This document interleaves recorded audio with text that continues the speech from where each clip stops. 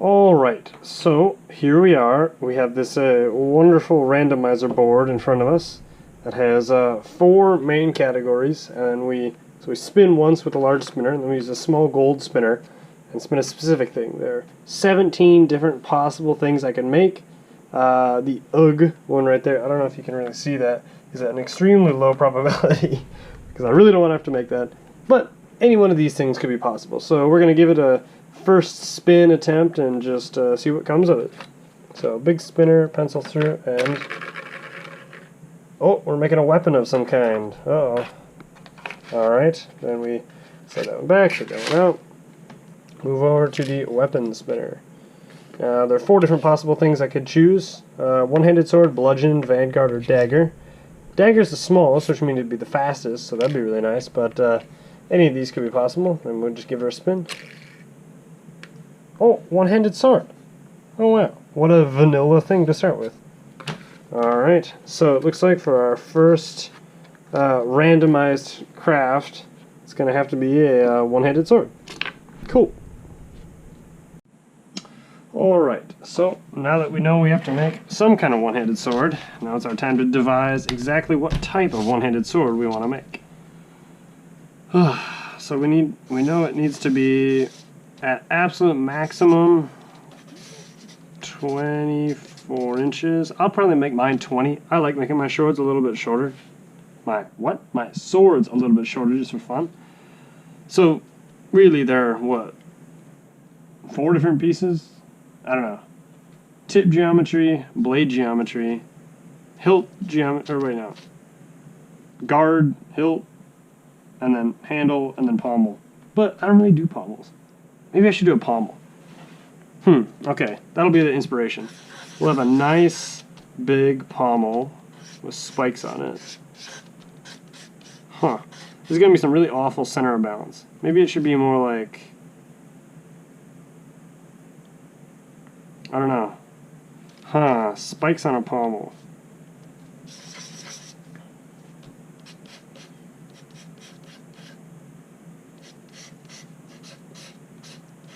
Maybe a thicker tip, kind of like the one I did on one of my other demon swords. Big, fat one. Yeah, looks like a ship from Star Wars Clone Wars. And a 2-piece handle. I'm not exactly sure how a hand's going to go in here. That might be really, really uncomfortable. I'm not sure. Maybe like, I don't know.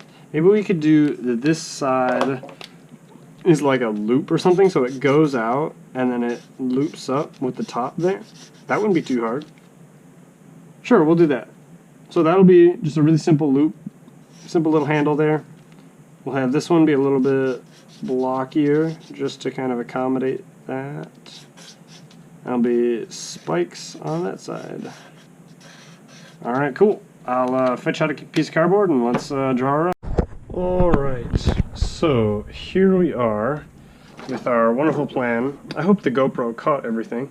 But this is essentially the sort of sword we want to make. A very thick head to it, kind of a narrow mid-blade section, and then a big guard with some really aggressive points, and then a loop on that side. So that's essentially what we're going to try to be making now. Okay, so our piece of bamboo here is 28 inches. I don't actually care that it's... So what I'm going to do is 6 inches of handle and then 22 inches of blade. And it's just taped in the middle because this in no way needs to be structurally sound. It's just for a randomizer video.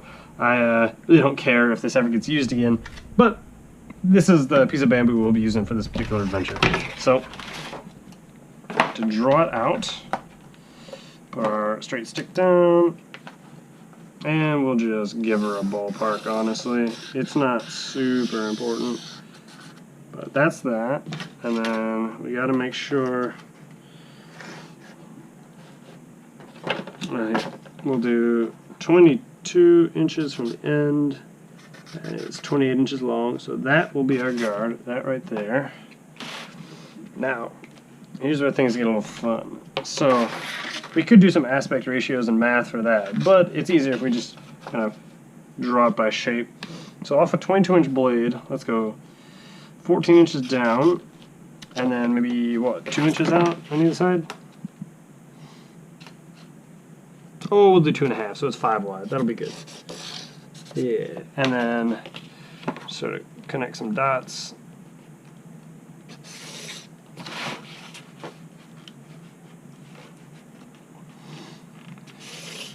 There is our thick part. Now maybe what? 2.5 inches from there. And get out some thin to real wide. And now I think this side will be our spikes, and then the other side will be our guard sort of loop section. So that'll be there, and then we'll have one big spike on that side. Oh, on this one I had them closing in, but now now I kind of want to do that. That might be really cool. Ooh, maybe I could do on the other side. Oh, maybe we should. I'm not sure. I'm thinking either I should maybe like close it in, make a full loop. Then it might look too much like a magnet. That might look kind of dumb. And then it would kind of. Maybe I could do a full basket. Or would that be too much? I'm unsure. I think for this sword, we'll just try to continue with this. We'll try to turn these into some cool spikes. I don't quite touch. Oh, now I really want to. Oh, I think I will. Why not? Why not? So, it'll be like that, about that thickness and in. And then she'll be a loop back there. Yeah. Oh, that'll look cool. That'll look cool. And then sort of a kind of curved in little guy there. All right. And then we'll cut it out, I guess. Oh wait, this is not very spike-ish. We'll do an out curve spike. I know the other one had a down curve spike, but we gotta have at least one in there.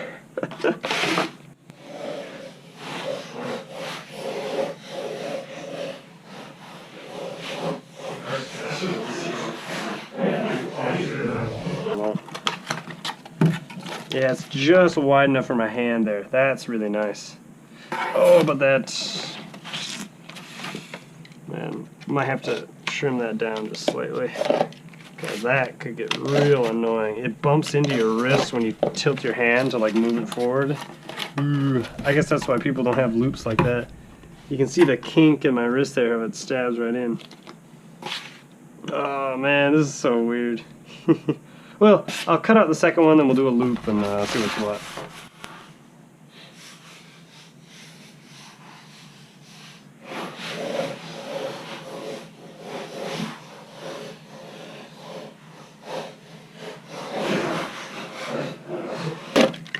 And there we're free. Okay. So now we got 2 of these. Oh, I forgot about the Menards pattern on it. Let's do... Yeah, so one of ours is a little bit thicker. Maybe this wants to be a right-handed sword. Maybe that would be cool. Because essentially what I'm thinking of doing, here, I'll draw it on a scrap piece, is, so, if we have our bamboo in the middle of the blade, we need to score the sides. And you can either score it not at all, and it's just kind of weird. You can score both sides and it's diamond. Or, what I really like doing, is not scoring one side and scoring the other. And so it's a bit of an airfoil. It's like a wing. So it sort of glides through the air in a biased direction. And so normally I score all of mine the opposite of that. I score them so that the flat side is... So the score is to the right, so it sort of... Scores to the left, so it moves to the right. Got it. Because I'm often cutting across my body, and so I want the blade to help me move in that direction. But maybe I should score this one the other way. Because I think that might be kind of cool. Or maybe it should just be normal. I don't know. Oh, we'll make a right-hand sword just for this video. Why not? So just a light little blade length score. Perfect. Oh, maybe not perfect. Actually, kind of annoying. I must have skipped a thing there. Whatever. All right, and now we shall attach the bamboo. Ooh, that's a little long. Well, there's a solution for this. It's called just making it shorter manually. Wow, that looks really stupid. But hey, it doesn't need to be strong. Who cares? Alright.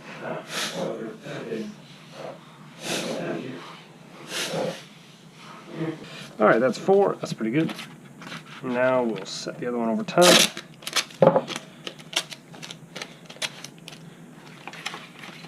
Start adhering the faces together. Man, this is going to be a really right-handed bias sword. Oh man. Well, why not? I'm a lefty, but it'll certainly make for an interesting video. Oh, I should go grab a second sword and try to scout sword with this. Because really, that would be the best way of using it. As a lefty, that is. If you were right-handed, you could just use it like with a shield or something, like a normal person who's competent at fighting.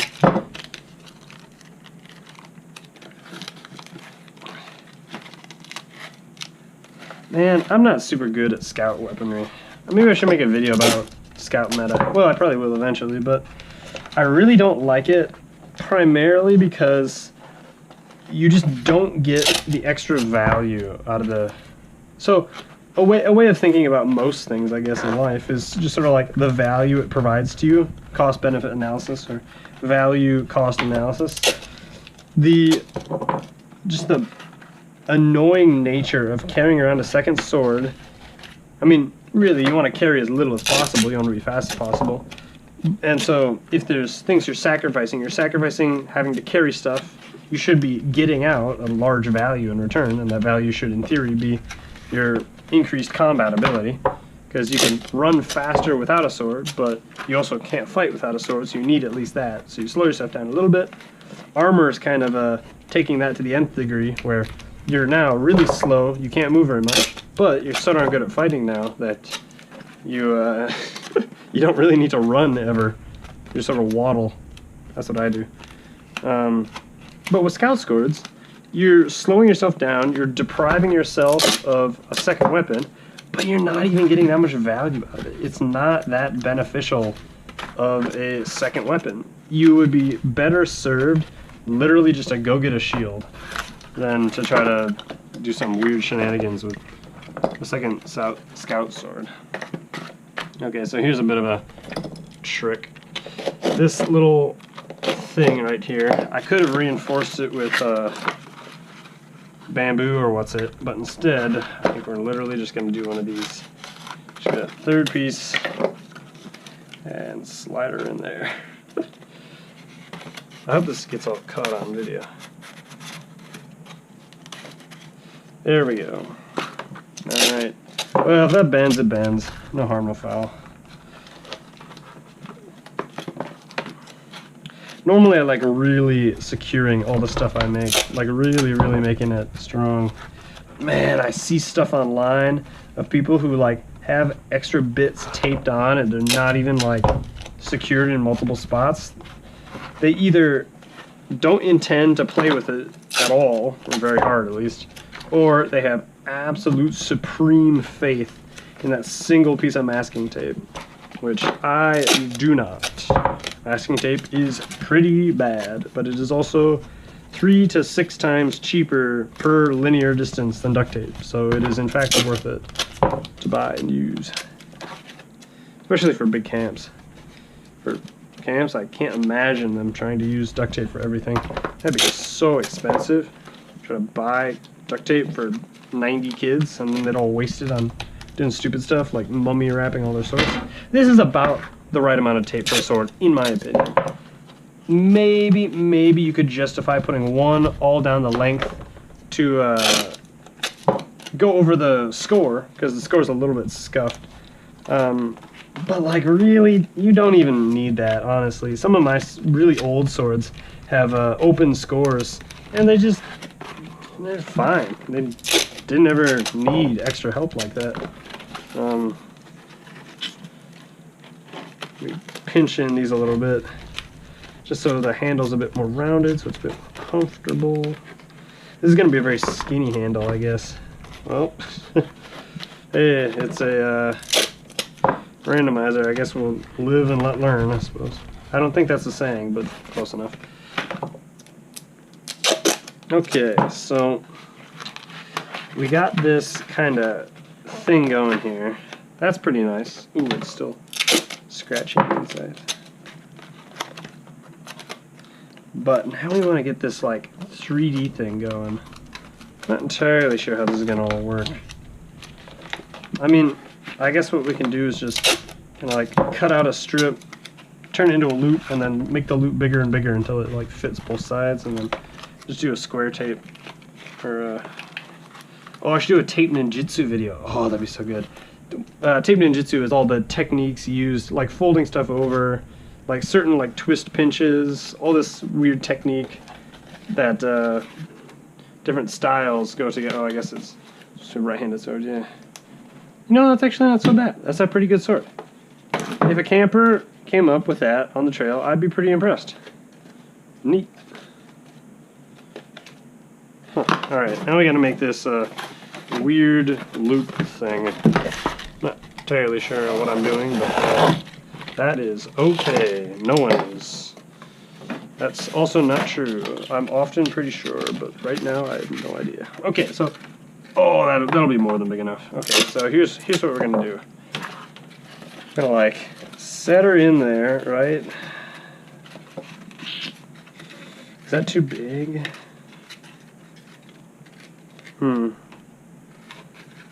Maybe it could be bigger. Well, that's just stupid, but here.